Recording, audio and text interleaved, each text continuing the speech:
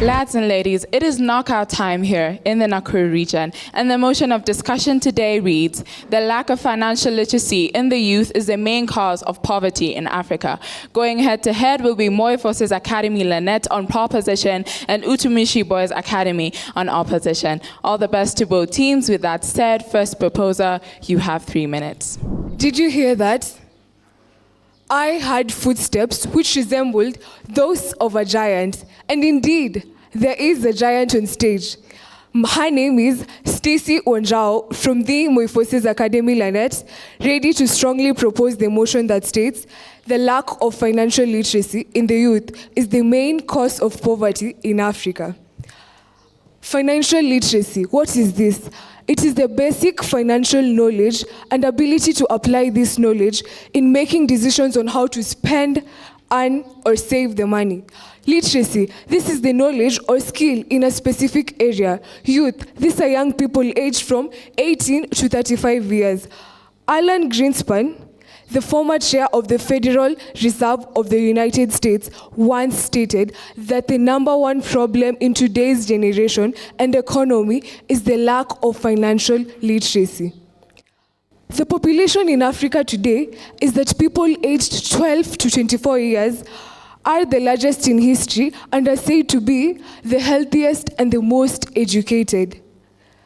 So saying that the main cause of poverty in Africa is simply saying that they're sleeping on their potentials. From the good book, we get the consequences. For it states, a little sleep, a little slumber, a little folding of hands, and poverty will come strike you like a vagabond.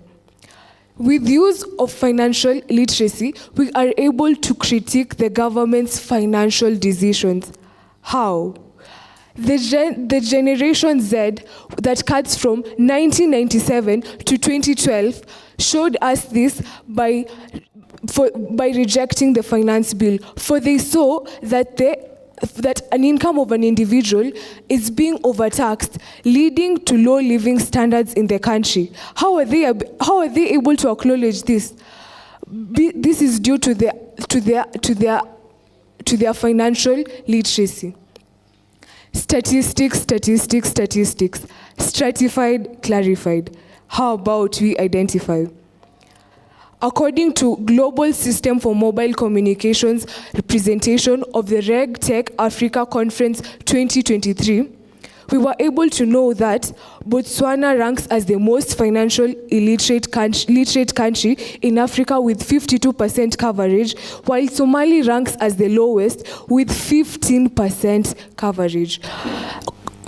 Kenya, Nigeria, and South Africa follow with 38%, 26%, and 42% respectively. This shows that a higher percentage of financial literacy is the one dominating in these African countries. As we ponder our choices, let's remember that today's decisions shapes tomorrow's reality.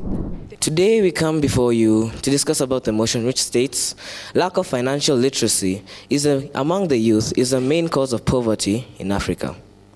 First and foremost, let me give a few definitions. Financial literacy. What is financial literacy? This is the ability to understand and effectively manage financial resources in ways such as budgeting, investing, and saving. Poverty. What is poverty? State of having insufficient resources to meet basic needs such as food, housing, and education. The youth. Youth are individuals ranged from age 15 to 35 years. We as side opposition are here to inform you that financial literacy is not the main cause, since we have other causes such as political instability, lack of job opportunities, and inadequate infrastructure, plus the most obvious, we consider the fourth seed of destruction, corruption. Let's focus on lack of job opportunities. How am I saying this? If you guys give us the literacy that we require, right? Question. How sure are you that when you have the knowledge, you'll be able to apply it, if the limitations are few? Now, let's start with structural issues. Addressing the issues of poverty, you'll need a broader understanding, since you have to identify that there are other causes such as corruption, political instability, inadequate infrastructure. Now, in order for you to understand poverty itself under its own structures, you'll need a broader understanding, even greater than financial literacy itself. Not to self. The thing about limiting job opportunities, yes, I learned computer science, I learned software engineering, but the question is there a chance that I might even get this opportunity? Because look at the fact that I have learned it, but there's someone else out there who has learned nothing about it, but the only reason he gets chosen over me is because he has a bigger pocket than myself. Isn't this corruption in its own ways? Let's look at something called social inequality. If you're going to base this under limited access to resources, there are some groups in the world that do not get the adequate resources. If us as normal youths get supported from the government by which is exactly 40%. Out of this 40%, another 40% of this limited access to resources are given to the women, which is in Africa. This limits our own growth, which obviously results to poverty. Now, let me clarify. And so what we are trying to say is financial literacy is not the main cause. We are trying to bring the topic of lack of amiable resources as the main cause. Thank you. One of the women rights advocates known as Margaret Fuller once said that if you have knowledge, do let others light the candle in it. So do allow me, Cheryl Magato from the glorious Moi Forces Academy, Lanet, a protagonist who found a strong predilection in this motion. Now, our motion states that lack of financial literacy is the main cause of poverty in Africa. We, as the proposition side, strongly hold on this fact and this motion. Now, according to the UN, they were able to conduct a survey in Africa and found out that our population approximates to 1.4 billion, but 60% of this population are the youth. Now, if 60% of these people are financially illiterate, then how do we expect our country, or rather our continent, to grow? Now, we were posed a question as they say that job opportunities are one of the major factors that cause one of the factors that are actually the causes of poverty in Africa. But I want to be able to inform you that if I'm financially illiterate, why should I be a job seeker instead of a job creator? Because mind you, I have the exact information which will be able to enable me how to budget my money, how to be able to fund for myself and help myself in various ways. Now, let's dive deep into this motion. Lack of financial literacy. What are the causes of lack of financial literacy? I will be able to lack a saving culture. If I lack a saving culture, how will I be able to help myself? Consider a person who comes from a poor background. I'm not able to fund for myself, hence I have to find ways so that I may be able to fund for myself in the future. Of course, I have to be able to learn how to have a saving culture so that the money I'll be saving right now will be able to help me in my education in the future. This can make it, if you lack a saving culture, it will be able to make it very difficult for you to afford, let's say, emergency situations, for you to afford education, and even start a business. Let me ask you, the audience. For example, a certain company, let's say the ones who produce the Jordan shoes, right? They come posing, they have limited edition, and I have certain amount of money. Of course, since everyone is buying it, I'll be intrigued by the peer pressure and intrigued to buy the shoes. But then I have to think about my future. Yes, my background is not well off, right? But then I have to start considering, should I either buy the shoes? No, we're not opposing for you to buy the shoes. But then how are you going to budget yourself? I'm going to buy the shoes, I'm going to buy the clothes. Hence, I won't be able to save a bit of money that will help me in my future. Now, apart from that, we have lack of budgeting and finance, lack of budgeting your own finances. One man known as Benjamin Franklin once said that an investment in knowledge pays the best interest. What does that mean? If I invest in my literacy for what we may say right now, our financial illiteracy, I'll be able to benefit in the near future. So please, my dear audience, don't be fallen back by this motion. Do stand with us in proposing this motion that truly lack of financial literacy is the main cause of poverty in Africa. Thank you. Before you this morning is none other than Wilwa Malwa from the Utumishi Boys Academy, here in favor of opposing today's motion, which states that lack of financial literacy in the youth is the main cause of poverty here in Kenya. Now, while we're on the topic here, side proposition, they started by talking about by being financially literate, they'll basically focus more on being job makers rather than being the employees, rather than being the employer. But in this case, in order to start a job, you need the resources that are needed to start this job. Now, you are currently facing poverty. You have no money to earn these resources. So clearly, you have knowledge, yes, on financial literacy. Now, what's the point of having that knowledge when you don't even have the resources or the adequate means on how you want to act that knowledge upon? You're basically, let me give an analogy. You're being a piano player who has the knowledge and skills on how to play a piano, but doesn't even have the piano itself. Yeah, the skills and knowledge of playing a piano is the financial literacy, but you do not have a piano being the resources needed for you to act upon the knowledge of financial literacy that you have gained. So clearly, I feel like the main cause here, amongst many others, such as corruption, lack of job opportunities, basically the misdistribution of ample resources here in Africa. Because Africa, we have plenty of resources, but we do not have the means on how to distribute these sources. So if we actually find a way of countering that problem by taking care of how our means of how we give out our resources, everything else follows suit. For example, some of the disadvantages of being financially illiterate, as proposition may talk about, may be poor decision making on how to use your funds. Okay, what decisions are you making on how to use your funds and whatever resources you have when you don't even have them from the beginning? Don't you think it's best to focus more on how to get these funds rather than making up decisions on how to use them? You don't even know you know how to use them, but don't have them in the first place. So clearly, it doesn't really add up. Now, one of the, like I'm saying, lack of ample resources. What has resulted to this? Poor government policies. For example, increase in taxes, finance bill, like for example, in the finance bill. If it were to be implemented, I can assure you not so many people, especially those who are living below the poverty line, will really want to follow suit with it. And also we have the increased standards of living. These are some policies that the government makes that are really hurting the people who are currently living under the poverty line. Now, there's a simple way of tackling this situation. And what is that? Incentivizing youth entrepreneurship. We're talking about poverty amongst the youth. So if you actually find a way for the government to engage the youth and give them the chances that is needed for them to build up a sense of income for themselves, it will clearly be able to handle that problem of lack of the resource that is needed. And with that, I rest my case. Thank you. What is a name? Would a rose, if given another name, smell less sweet? Would this motion be less valid if my name wasn't Joella Mudua? But alas, my name is Joella Mudua.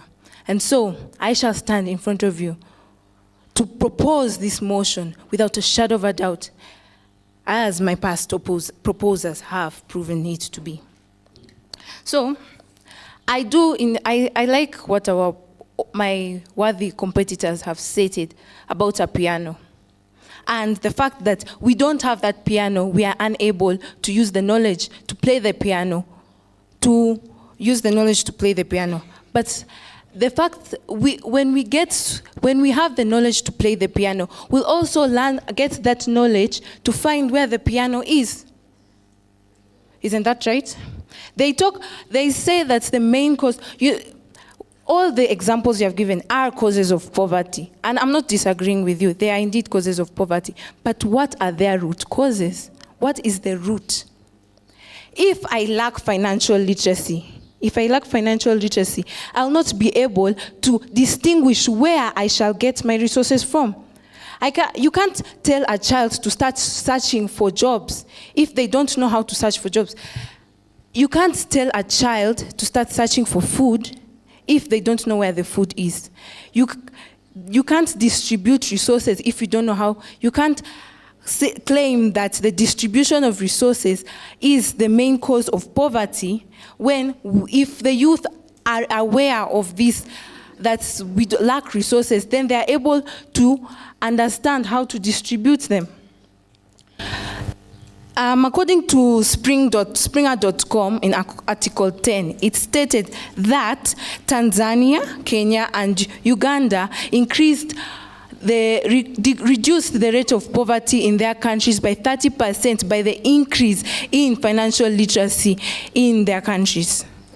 Countries like Australia, Belgium, and Brazil are economic giants in this world. And the studies recently shown by the Global Financial Literacy have stated that their economic levels have grown significantly after they introduced financial literacy programs in their schools. Meaning that if we introduce this, kids in those countries were taught how to account, were taught how to budget, were taught how to bank, and that has caused the reduction of over 50% of their poverty levels. So you can't come and tell me that reduction of resources is the main cause of poverty. A wonderful and jovial day in front of us, right? Before you is Toria Ebenezer from the Utumishi Academy, here to oppose the motion that states that the lack of financial literacy in the youth is the main cause of poverty in Kenya. I'll start by a few declamations here and there. So, there is this quote, a very nice quote I've had today, that we should not cover knowledge, right? So, when this learned, healthy, and most educated youth that have the age of 12 to 24 years go to search for jobs, these guys who say that we have to dig deep into our pockets so that we enter. So the people who have a lot of money get the chance to work, even though they might not be as educated as you are. So there is no chance to exploit your education here. It is carved by this problem we call corruption. And corruption here evidently is a problem that is way larger than financial literacy. Then, Gen Z. The Gen Z went to the streets and opposed. They opposed the financial bill. Although, come to look at it, some of them still live in those suburbs. They are still poor, right? Yes, they do have the education.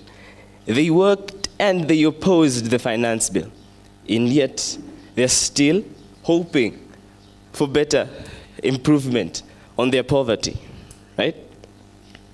So, the benefit that is expected from financial literacy is basically dependent on the presence of resources, right? So, these resources, the resources that are found within Africa, there are resources that are there.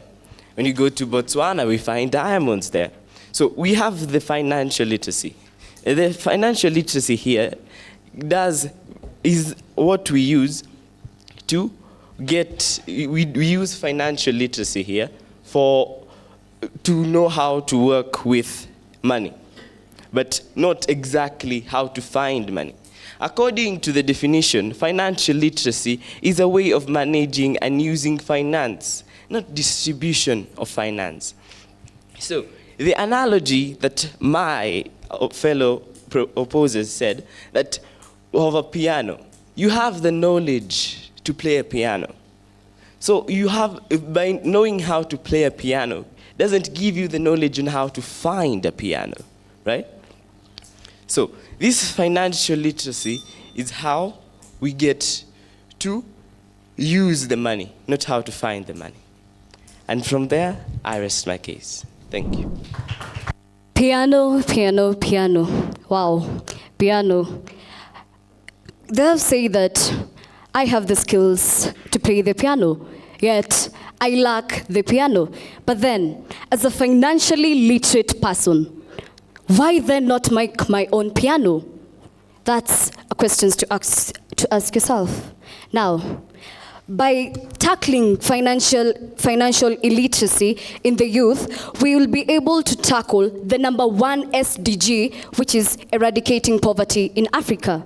Now, but as a smart man identifies his problem and works around it, but a wise man will identify the root cause of this problem and solve it and be able to make himself better from the root cause. Now, to all the points they've said, political instability, corruption, unemployment, on and so, what is the root cause? Are you a smart man or a wise man? Thank you. Ladies and gentlemen, wake up to reality. Nothing ever goes as planned in this accursed world. My first opposer came in and talked about job opportunities being limited. My second proposer came in talking about resources. How can you start a job when you don't even have the resources to go rely on? It's like saying, I know how to make an ugali, but I don't have the flour nor the water. Look, I start a business, yes. Let's say a charcoal burner business, for instance. I set up the place, but there's a problem. The one who's supposed to be supplying me with charcoal has abandoned me, unfortunately. What's the point of a business when you're not even providing me a good or a service to exchange with? Isn't that a collapsing of a business? Yes, we agree. You know how to start a business, but without the resources, what's the point of the business? So what we are trying to say here is, you have the financial literature, yes. You start your own business, but you don't even have a way to continue with it because you have nothing to offer. And that's why I say the line between proposition and opposition, I erase it and make side proposition join side opposition. I rest my case. I want to thank both teams for the good debate. We enjoyed listening to you and listening to your arguments. And allow me to begin by commending side proposition. I loved the examples that you used. You went as far as using biblical allusion and the data that you provided that suited the contemporary situation that we are in, and the fact that today we were at least able to see very good attempts at referencing sources. That was good, especially for both teams. I would, however, wish to caution you in regards to speaker roles. Please remember that when you come in as the third speaker, always ensure that you focus less on rebuttals and more on summarizing your arguments, because you're here to remind us, what have you been saying all along? What is the argument that has been coming in from the first speaker, the second speaker, and now you come and tell us, what are you really saying? Because after listening to your side proposition, so after listening to the first and second speaker from side opposition, you're now coming in as a comparative analyst. Like you look at their case and you look at yours, and it's like you're telling us why you win that debate because of what you have been saying. Thank you. Allow me to also comment on side opposition. You had very good examples or alternatives to what could cause financial literacy, but then I felt that there was very minimum attempt to focus on those aspects that you think we should look at instead of focusing on financial literacy. For instance, if you speak about corruption, what is the number or what is the data that justifies why corruption should rank above financial literacy as far as poverty is concerned in Africa? In reference to statistics and all that, and the fact that I loved how you especially said that when you have poor decision making, as in you cannot start discussing decision making if you at all don't have the resources. That is one argument that I felt was really brought out well. But then I would equally encourage you that when you are bringing in alternatives, focus on magnifying those alternatives so that we divert from looking at what the motion is agitating from, because now you're creating an alternative that does not exist in the motion, but that exists in your world. So it's upon you, the burden is now on you to tell us why the alternatives that you're giving us are more important than the financial literacy that we're all against that. Thank you very much.